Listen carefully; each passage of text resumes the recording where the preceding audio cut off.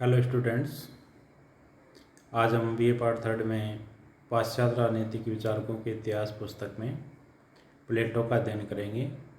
पिछले वीडियो में हमने प्लेटो के न्याय सिद्धांत के बारे में जाना था। आज हम प्लेटो के न्याय सिद्धांत की विशेषताएं और आलोचनाओं का अध्ययन करेंगे। प्लेटो की पुस्तक रिपब्लिक का केंद्रीय विषय न्याय है। प्लेटो के न्याय सिद्धांत का उद्देश्य आदर्श राज्य की स्थापना में सहायता करना है। प्लेटो के अनुसार प्रत्येक व्यक्ति की आत्मा में 3 गुण होते हैं, जिनमें से किसी एक गुण की प्रधानता होती है। इसी आधार पर प्लेटो समाज को 3 वर्गों में बांटता है और उसके अनुसार प्रत्येक वर्ग उसके द्वारा निर्धारित कार्यों को करे, यही न्याय है। प्रत्येक वर्ग दूसरे वर्ग के कार्यों में हस्तक्षेप नहीं करे तथा अपने कार्य करे, जिसके कारण सामाजिक एकता की स्थापना होगी और समाज में सामंजस्य की स्थापना होगी। प्लेटो के न्याय सिद्धांत की विशेषताएं हैं। पहली है, प्लेटो न्याय को बाह्य जगत की वस्तु न मानकर आंतरिक स्थिति मानता है। अर्थात न्याय किसी व्यक्ति पे शक्ति के द्वारा नहीं थोपा जा सकता, बल्कि उसकी आत्मा की स्थिति है और आत्मा की स्थिति होने के कारण ये आत्मा का एक विशेष प्रकार का गुण है। दूसरा है, न्याय हस्तक्षेप के सिद्धांत से संयुक्त है। प्लेटो ने समाज को 3 वर्गों में बांटा है। उनके अनुसार प्रत्येक वर्ग केवल अपना अपना कार्य करे तथा दूसरे वर्ग के कार्यों में हस्तक्षेप न करे। प्लेटो ने समाज को 3 वर्गों में शासक वर्ग, सैनिक वर्ग और उत्पादक वर्ग में बांटा है और प्लेटो ने कहा कि प्रत्येक वर्ग उसके द्वारा निर्धारित कर्तव्यों को ही करे, यही हस्तक्षेप की स्थिति है। प्लेटो के न्याय सिद्धांत की तीसरी विशेषता है कि प्लेटो का सामाजिक न्याय कार्य विशेषीकरण का सिद्धांत है। प्लेटो ने समाज को 3 गुणों के आधार पर 3 वर्गों में बांटा है, शासक, सैनिक और उत्पादक वर्ग। प्लेटो ने माना है कि प्रत्येक वर्ग उसके द्वारा निर्धारित कर्तव्यों को करे, जिससे कारण उसके कार्यों में विशेष प्रकार की दक्षता आएगी। तो प्लेटो के न्याय सिद्धांत के कारण कार्य विशेषीकरण होगा। प्लेटो के न्याय सिद्धांत की चौथी विशेषता है कि प्लेटो का सामाजिक न्याय सामाजिक एकता का सिद्धांत है। प्लेटो के न्याय सिद्धांत में कार्यों और गुणों के आधार पर कार्यों का विभाजन करते हुए भी सामाजिक सामंजस्य को बनाए रखने पर बल देता है तथा व्यक्ति और वर्गों के कार्यों में सामंजस्य और समन्वय स्थापित करना ही सामाजिक न्याय की विशेषता है। अगली विशेषता है, प्लेटो का राज्य एक नैतिक इकाई है। राज्य को नैतिक इकाई मानने के कारण प्लेटो का न्याय सिद्धांत भी एक नैतिक मान्यता है। प्लेटो के न्याय की अगली विशेषता है, प्लेटो के आदर्श राज्य में न्याय की स्थापना दार्शनिक शासक के द्वारा की गई है। प्लेटो दार्शनिक शासक के लिए संपत्ति और नारी का साम्यवाद प्रस्तुत करता है, जिसके द्वारा समाज के प्रति उनकी निस्वार्थ सेवा की भावना को प्रबल किया जा सकता है। अगली प्लेटो के न्याय के सिद्धांत की विशेषता है कि प्लेटो का न्याय मानव जीवन की समग्रता को लेकर चलता है। वह मनुष्य के जीवन में समन्वय स्थापित करता है। अगली विशेषता है, प्लेटो का न्याय सिद्धांत व्यक्तिगत स्तर पर व्यक्ति की आत्मा में वृद्धि के द्वारा शासन द्वारा समन्वय की स्थापना व सामाजिक स्तर पर दूसरों के कार्यों में बिना हस्तक्षेप के सामाजिक एकता बनाए रखना, अर्थात व्यक्ति की आत्मा में वृद्धि करता है प्लेटो का न्याय सिद्धांत तथा सामाजिक न्याय के स्तर पर वह व्यक्तियों के कार्यों में समन्वय स्थापित करके समाज में एकता की स्थापना करता है। ये प्लेटो के न्याय सिद्धांत की विशेषताएं हैं। अब प्लेटो के न्याय सिद्धांत की विशेषता के साथ साथ कुछ विचारकों के द्वारा प्लेटो के न्याय सिद्धांत की आलोचना भी की गई है। जैसे प्लेटो के न्याय सिद्धांत की आलोचना है कि प्लेटो के सामाजिक न्याय में कर्तव्यों को प्रधानता दी गई है। प्लेटो ने अपने न्याय सिद्धांत में व्यक्ति के केवल कर्तव्यों का उल्लेख किया है, उसके अधिकारों का उल्लेख नहीं किया है। तो प्लेटो ने व्यक्ति के केवल एक पक्ष पे ही बल दिया है और व्यक्ति न्याय की प्राप्ति के लिए अपने व्यक्तित्व को समाज में विलीन कर देता है, जिसके कारण व्यक्ति का विकास है वो संभव नहीं हो सकता। दूसरी प्लेटो के न्याय सिद्धांत की आलोचना है कि प्लेटो का जो न्याय सिद्धांत है वो निष्क्रिय है। व्यक्ति प्राचीन काल से ही अपने अधिकारों के लिए संघर्ष करता आया है, लेकिन प्लेटो ने अपने न्याय सिद्धांत में व्यक्ति को इतना मर्यादित और आत्म संतुलित कर दिया है कि वह समाज की प्रक्रिया में किसी भी प्रकार की भागीदारी नहीं निभा सकता है।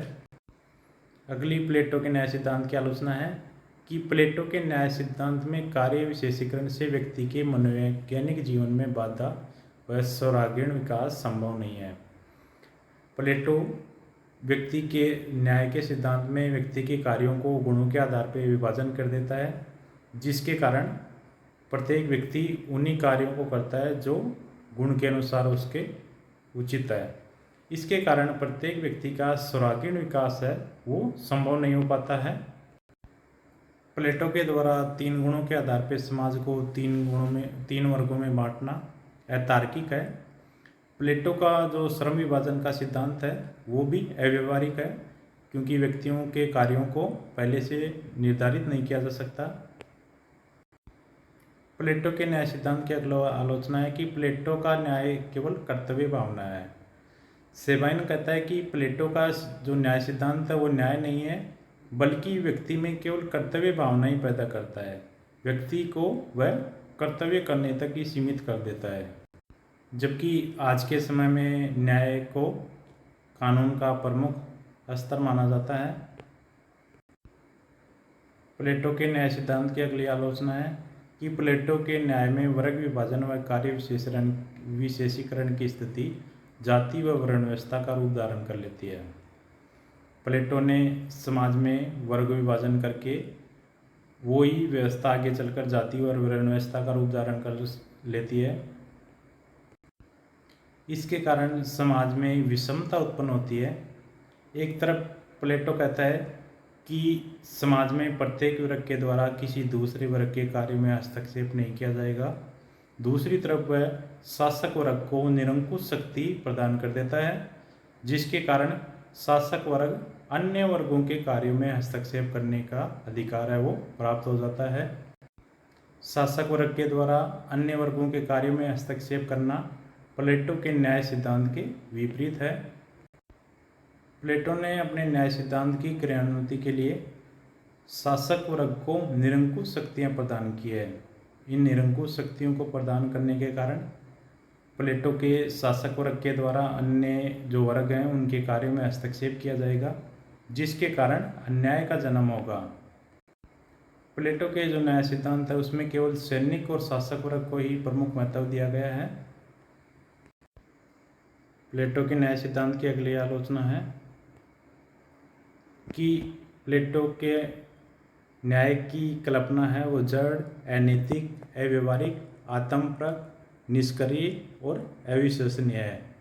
प्लेटो के न्याय के सिद्धांत के द्वारा समाज में स्थायित्व को बढ़ावा दिया जाता है, जो कि समाज में व्यक्ति को उसके स्वभाव से बांधकर वर्ग संघर्ष की स्थिति उत्पन्न करता है। ये आलोचनाएं प्लेटो के न्याय सिद्धांत की गई हैं। प्लेटो के न्याय सिद्धांत की उपयुक्त आलोचनाएं होते हुए भी प्लेटो के न्याय सिद्धांत का महत्व है, क्योंकि प्लेटो के द्वारा न्याय सिद्धांत के द्वारा कई प्रकार का महत्व है। प्लेटो का जो न्याय सिद्धांत है वो संयम, संतुलन और कर्तव्य भावना का पर्यायवाची है। यह समाज में व्यक्तियों में संयम की भावना उत्पन्न करता है, समाज के विभिन्न वर्गों में संतुलन स्थापित करता है तथा प्रत्येक वर्ग को अपने कर्तव्य के प्रति निष्ठा की भावना रखता है। प्लेटो अपने न्याय सिद्धांत के माध्यम से समाज और राज्य में एकता स्थापित करने का प्रयास करता है। प्लेटो का न्याय सिद्धांत उस समय एथेंस में प्रचलित विभिन्न प्रकार की समस्याओं का समाधान है। प्लेटो ने अपना न्याय का जो सिद्धांत है वो उस समय एथेंस में प्रचलित न्याय के सिद्धांतों का खंडन करके प्रस्तुत किया था, और उनका उद्देश्य एक ऐसे शासन की स्थापना है जिसमें दार्शनिक वर्ग के द्वारा शासन का कार्य किया जाए। प्लेटो दार्शनिक शासक के द्वारा न्याय का कार्य है वो दार्शनिक वर्ग को सौंप देता है।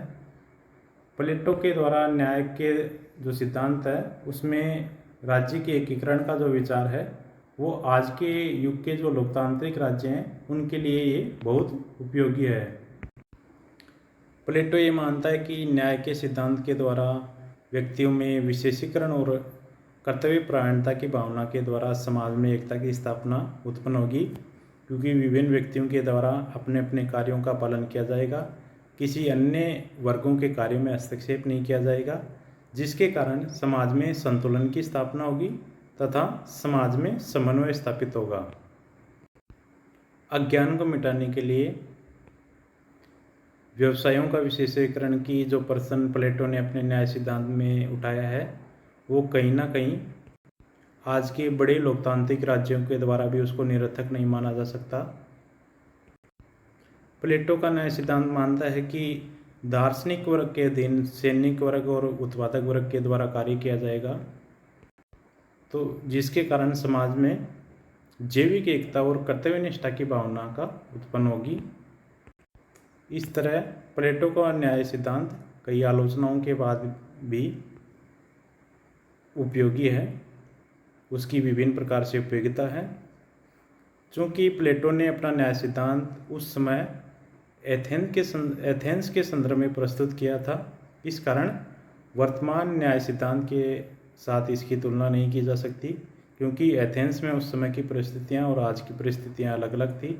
इस कारण उस समय की परिस्थितियों में प्लेटो का न्याय के सिद्धांत एक उत्कृष्ट सिद्धांत था, जिसके द्वारा उस समय समाज में समन्वय और संतुलन स्थापित करने का प्रयास किया गया था प्लेटो के द्वारा। तो यह प्लेटो का न्याय सिद्धांत है।